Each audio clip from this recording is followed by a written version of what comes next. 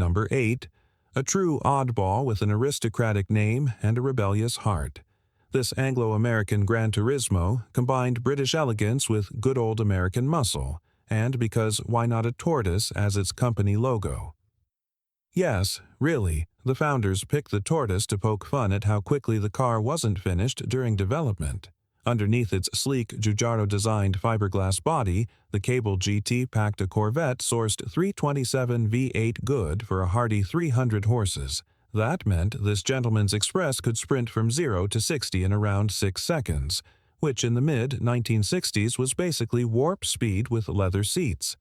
Top speed hovered near 140 miles per hour, and all of this power was delivered with the kind of panache that made Jaguars nervous and Aston Martin slightly jealous. Unfortunately, only 99 production models plus one prototype were ever built before the company's financial engine blew a gasket. Number 7. Born in the early 60s from a secret project inside Ferrari's own walls, this elegant coupe was originally dubbed the Farina, or Little Ferrari. But Enzo Ferrari, ever the brand purist, decided not to sell it under his prancing horse badge. Instead, the design was handed off to a newly formed company called ASA, designed by Giorgetto Giugiaro at Burton. Because of course it was the 1000 GT looked like a scaled-down Ferrari 250 GT.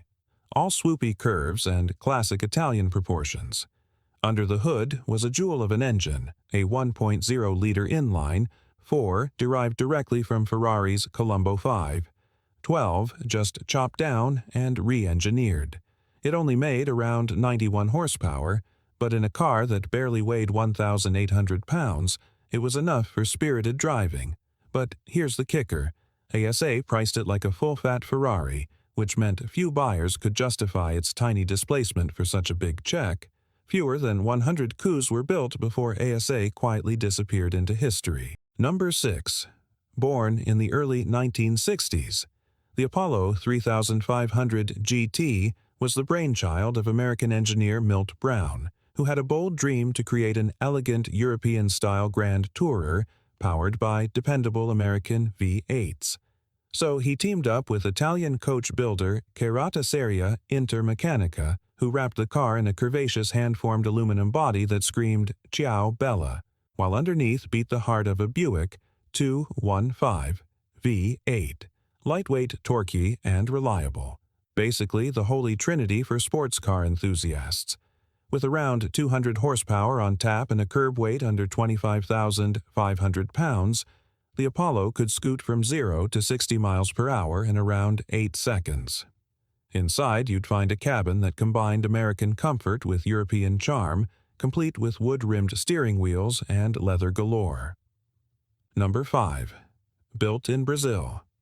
In the mid-1960s, this sleek coupe looked like it had just cruised out of a James Bond movie set.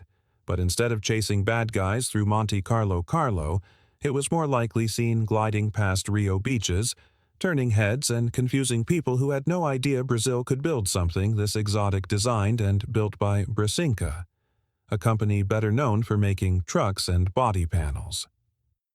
The 4200 GT was a bold leap into grand touring territory, because why not build a luxury sports car when your day job is sheet metal underneath that striking hand-formed steel body?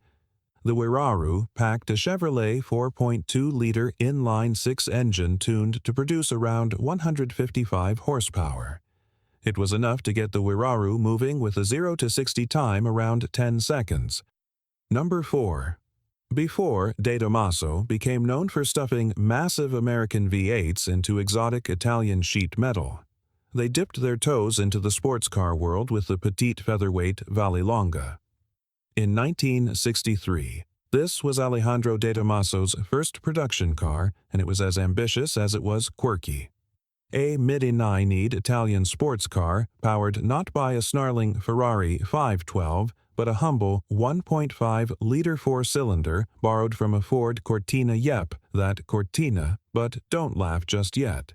Thanks to its advanced backbone, chassis, and fiberglass body, the Volunga tipped the scales at under 1,600 pounds, meaning that modest 104 horsepower engine had no problem having some fun. It could hit 60 in 6.9 seconds, which for the early 60s was enough to keep up with the big boys and probably surprise a few cocky Alfa Romeo drivers at the track. Only around 53 production Volongas were built, but despite its tiny numbers, the Volonga was a huge leap forward for De Tomaso. Number 3. Born from the ashes of Peerless Cars Company. The Warwick GT carried over much of the Peerless GT's DNA but added a little polish, a little refinement, and a lot of charm. Underneath its sleek fiberglass body was a space-frame chassis which was both advanced and featherlight. Power came from a trusty Triumph TR, 3 2.0-liter inline, 4. Good for around 100 horsepower. A 0 to 60 time came up in 12.8 seconds. Not fast, but sharp handling.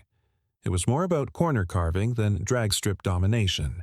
Plus it had that classic British GT look, long hood, short tail, and just enough attitude to raise a few eyebrows at the pub. Only around 40 Warwick GTs were ever built between 1960 and 1962, making them rare treasures. Number 2, born in 1967, after an ambitious attempt to revive the TVR Trident concept, the Clipper was essentially a stylish rebirth powered by serious muscle, and by serious we mean a 289 Ford V8 under the hood just like the one in a Shelby Cobra. Yes, really, with around 271 horsepower and a top speed brushing 150 miles per hour, the Clipper could boogie 0 to 60 came in under 6 seconds, which in the late 60s was more than enough to raise eyebrows and probably a few pulses. Wrapped in a sleek Italian-style fiberglass body, the Clipper had long hood proportions that wouldn't look out of place parked next to a Maserati or Esso Griffo. Unfortunately, despite its charm and performance, the Clipper never quite took off in the sales department. Fewer than 30 were made before the company got caught in the gears of financial turbulence. Number 1, born from the eccentric and endlessly fascinating Serenima Mark, founded by Italian aristocrat and motorsport patron Giovanni Volpi. The Ghia GT was less about mass production and more about making a bold rolling statement. Designed by Tom Charta at Ghia. The car looked like it came straight from a spy film storyboard, low-wide and slinky with pop-up headlights and razor-sharp lines that practically whispered Ciao Bella every time you walked past. Under the hood, a 3.5-liter V8, built in-house by Serenima. Because of course they made their own engines producing around 320 horsepower. That gave the Ghia GT not just exotic looks but genuine performance credentials. Sadly, the Serenissima Ghia GT was a one-off, a tantalizing taste of what could have been if Volpi's dreams had found a steadier financial foundation.